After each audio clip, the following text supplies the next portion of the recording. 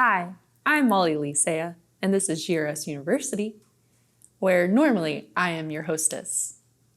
But Jake's got some extra information for you. He had to be an overachiever, and he's taken that what was supposed to be one video over a Bulino Graver and stretched it into a second video with some tips and tricks for you. So I think he's trying to take my job, but here we go again with Jake Newell. I'll be back next week. Don't worry. He's just still talking.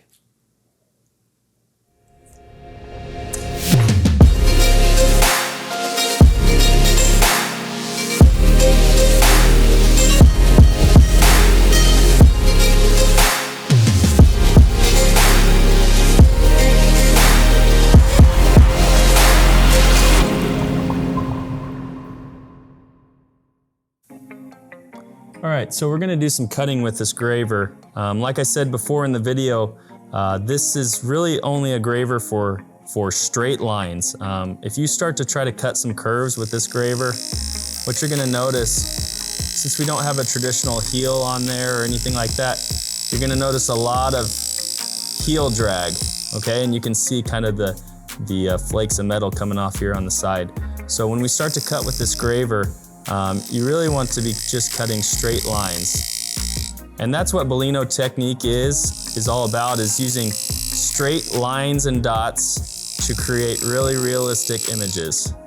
Okay, so we make really straight lines and we taper those lines. So it's a really fine taper. And basically you want to think about that graver moving downhill the entire time. Let me rub some in there and you can kind of get a feel for what those lines may look like, okay? One really good exercise for this is to take a scribe or a pencil. In this case, I'll just take a fine tip Sharpie, and you make one single line here, okay? And then make some lines, corresponding lines that are parallel, and go ahead and make them different lengths away from the line. So you can see I have a short distance here, a medium distance here, and a long distance here, okay? What I do then is I go ahead and cut this line right here.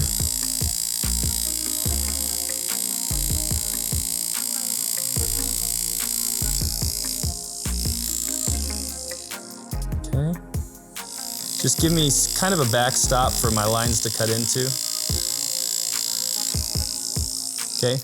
And then what I'm gonna do is I'm gonna take each of these lines right here and I'm gonna cut across and into that line. So it's a really good practice technique here. You can kind of practice tapering that line all the way, okay?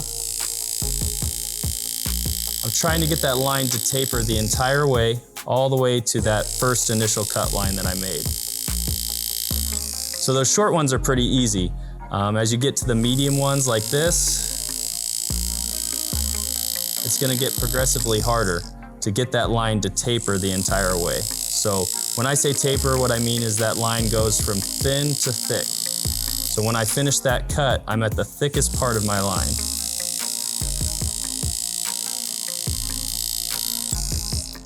Okay, the last kind of progression here.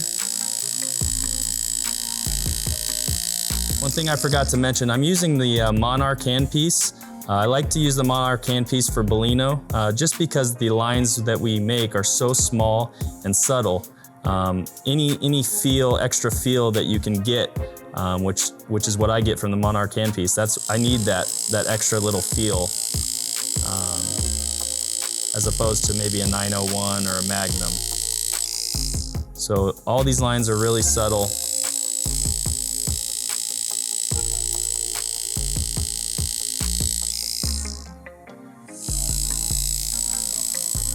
The other thing I want to mention real quick is just the startup. You'll notice before I even start to turn the machine on, you'll notice just a little kind of hand push to start that line. That'll give me a really nice fine taper on the start of my cut. Okay, you'll notice the increase of power as I go to get to the thicker part of the line. So to taper a line, it's a combination of a lot of different things, okay? It's the angle of your graver, the up and down. It's the amount of power that you're putting into the foot pedal or the hand control, depending on what you use.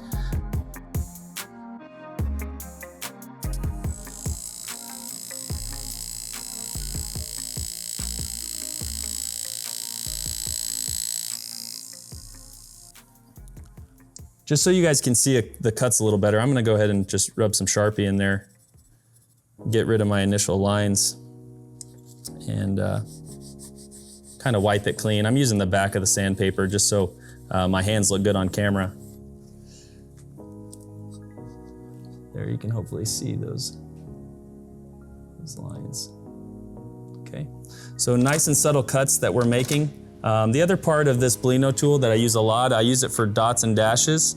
So to do dots and dashes, basically, you can use the power if you want. You can go ahead and hand push them if you want. It's kind of up to you. What you'll notice, I use my thumb as kind of a fulcrum. So I'm kind of plunging the graver into the metal and popping out just to do little dots and dashes. A lot of the Bulino work that you see out there, you'll see rows upon rows of dots. I know like Fracassi uses all dots in his work. So if you study Bulino work, you can see that most of the images are actually created by straight lines and straight dots and dashes. So not many curves involved with the Bulino process. And of course, if you want to learn more about the Bulino process, I'll do a shameless self-promotion and say that take my Bulino class next year and show you, I'll really get into detail about how to use this graver. We create depth, create contrast in the work, and most importantly, create realistic images on metal like you would see on the side of a shotgun with game scenes or anything like that. Okay. One thing that's really important as you start to pick out these dots and dashes is just make sure that burr is actually getting removed from the metal, okay? So here I've kind of done some hand picking of some dots and dashes. A lot of times also, if I want a little heavier dot or dash, you'll hear me use the power a little bit, and that'll give me just a little heavier dash. And it kind of depends on what you're doing. You know, if I'm picking out dots in the sky, trying to create clouds or anything like that, I'm going to go ahead and probably just hand push because I want a really settled dot. But if I'm working on tree bark or anything like that, I may go ahead and use the power and get a little heavier dot or dash. Okay? So straight lines, straight dots or dashes. We use overlap to create kind of the contrast or the depth that we want, or the value, if you want to call it the value. You can do that, but a lot of different ways that we can create lights and darks and create those realistic images on metal. Hope you enjoyed our video on 80-degree Bulino Graver. This is the traditional graver that the Italians used in the past, but feel free to experiment as far as the angles of the graver. So instead of an 80-degree Bulino Graver, you may experiment with like a 105. Feel free to try out different angles of gravers and see what you like. Just remember this particular graver takes a lot of practice to use. I do recommend taking my Bulino class. We go into a lot of detail about the different ways we create lights and darks and values in the Bulino work to actually create realistic images on metal. So hope you enjoyed this, and look for more videos on GRSU soon. I think he's done. And all kidding aside, we love Jake. He creates some beautiful work, and hopefully now you can too, since you have all of his tips and tricks up your sleeve. Speaking of beautiful work, please go check out our suggested Instagram user, Hendrik_Freuhoff. He is from Germany, and trust me, he has gorgeous work. Go check out all of his firearms, which do feature some Bulino work, so you're gonna wanna look at it. If you wanna be our next suggested Instagram user, then tag us at GRS Tools on your next post. You know the drill. Please like us on all of our social media platforms so that you can continue getting these beautiful suggestions for these wonderful artists. And then come back and watch our next video so you can have some more tips and tricks up your sleeve. Thanks, guys. Later.